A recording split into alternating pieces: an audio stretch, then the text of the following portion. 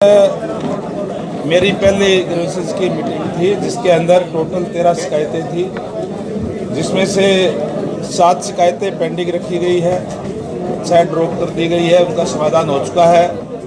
और जो जो पेंडिंग रखी गई है उसमें अधिकारियों को निर्देश दिए गए कि अगली बार वो उससे समाधान कर करके और फिर कमेटी के सामने रखने का काम करें। इस तरीके से आज टोटल 13 शिकायतें जो है यहाँ आई थी। सर, आपने इनेलो पार्टी के साथ काम किया, ओम प्रकाश चौटाला जी का निधन हो गया है, अभी सूचना मिली है अभी गुरुग्राम में हुआ है, गुरुग्राम में निवास सांस ली है। कैसा आपका सफर उनके साथ रहा और किस तरीके से आप देखते हैं? ओम प्रकाश चौटाला जी का निधन सुन करके बड़ा दुख हुआ है और वो इस प्रदेश के कई बार मुख्यमंत्री रहे और उनके निधन से एक प्रदेश ने देश ने एक कुशल राजनीतिज्ञ और नेता खो दिया है। उसमें हम श्रद्धांजलि व्यक्त करते हैं। निश्चित रूप से उनके जाने से एक नेता के रूप में बड़ी स्थिति हुई है। किसान दिल्ली की तरफ कुछ करना चाहते हैं, खनौरी बॉर्डर पर रणजीत सिंह डल्लेवाल की तबीयत रोजाना खराब होती है। कल दीपेंद्र हुड्डा भी नजर आए। दीपेंद्र हुड्डा कहते हैं कि आपको मान लेनी चाहिए उनकी मांग। देखिए, जहाँ तक हरियाणा प्रदेश का इश्यू है, हरियाणा प्रदेश का तो हम 100 की 100% फसलें खरीद करने का काम कर रहे हैं। किसानों को हम 72 घंटे के अंदर डीबीटी के माध्यम से उनको पैसा उनके खाते में देने का काम कर रहे हैं। सबसे ज़्यादा मुआवजा देने वाला स्टेट कोई है तो हरियाणा प्रदेश है।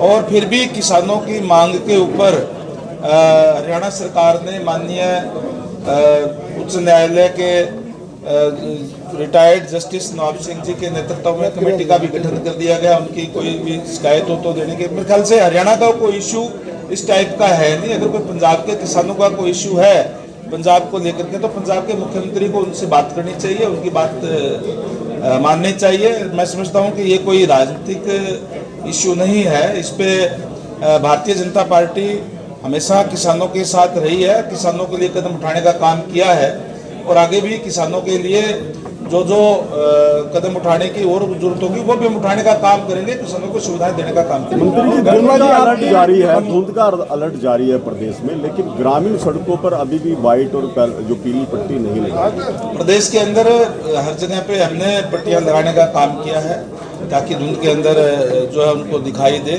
और जहाँ नहीं लगाई गई वहाँ भी लगाई जा रही है। ज़्यादातर काम जो है उसके अंदर हमने पूरा कर भी लिया है। कहीं कोई का जगह रह गई है तो उसको भी लगाई जा रही है। मंत्री जी, सड़कें बन रही है, साथ ही साथ टूट रही है। कई ऐसी सड़कें जो बनने के साथ साथ ही टूट रही है, चाहे मार्केटिंग बोर्ड की चाहे PWD की है। देखिए, हमने अधिकारियों को ये सख्त निर्देश पहले ही दे दिए हैं कि हमें क्वालिटी के साथ कोई समझौता नहीं होगा। अच्छी क्वालिटी के साथ हम इंफ्रास्ट्रक्चर लोगों को देने का काम करेंगे।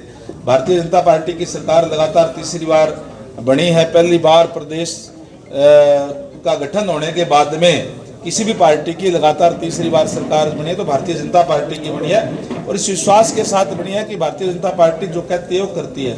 हमने हमारी जो सरकार है वो जीरो टॉलरेंस की सरकार है।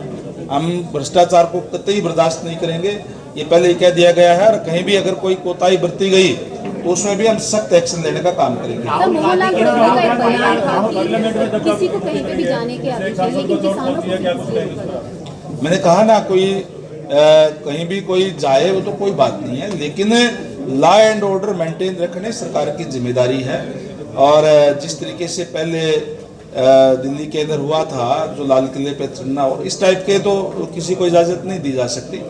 बाकी तो जैसे मैंने कहा कि सरकार हमारे किसानों के साथ है और हमने किसानों को सुविधाएं देने का काम किया है और आगे भी देंगे। राहुल गांधी के खिलाफ FIR दर्ज की गई है। बहुत ही निंदनीय घटना। मैं ये कहूँगा कि कांग्रेस पार्टी एक बौखलाई हुई पार्टी है और जिस तरीके का घटना, क्योंकि मैं तो खुद पार्लियामेंट का मेंबर रहा हूँ और जो नगर निगम के चुनाव है, भाजपा सिंबल पर ही आगे बढ़ेगी। निश्चित तौर पर निगम के चुनाव के लिए भारतीय जनता पार्टी पूर्ण रूप से तैयार है और निगम के अंदर हम पहले ही सिंबल पे लड़ाते रहे, आगे भी सिंबल पे हमारे निश्चित रूप से हमारे जो कैंडिडेट है वो लड़ेंगे और जीतेंगे। सर, करनाल MCR को लेकर ग्रोंडा तक है, लेकिन गाड़ियां पकड़ी जा रही हैं, लोग परेशान हो रहे हैं। जांगड़ा उनकी तरफ से बयान आया था कि 700 लड़कियां गायब हो गई, वहां पर नशा चलता था। उनकी बयानबाजी से भी किसान काफी नाराज चल रहे हैं। देखिए, नशा किसानों का नहीं कह रहे, नशा जो है निश्चित रूप से पंजाब के अंदर ज़्यादा है और वहाँ से जो है अब तक जो रिपोर्टें आई हैं जो है उसके अंदर वहीं से आता है कहीं न कहीं, लेकिन किसान को इंसाफ करते हैं ऐसा कहना कोई अच्छी बात नहीं है। ना ही हम, अगर रामचंद्र जांगड़ा जी ने कहा है तो आप उनको ज़्यादा बेटर तरीके से बता सकते हैं।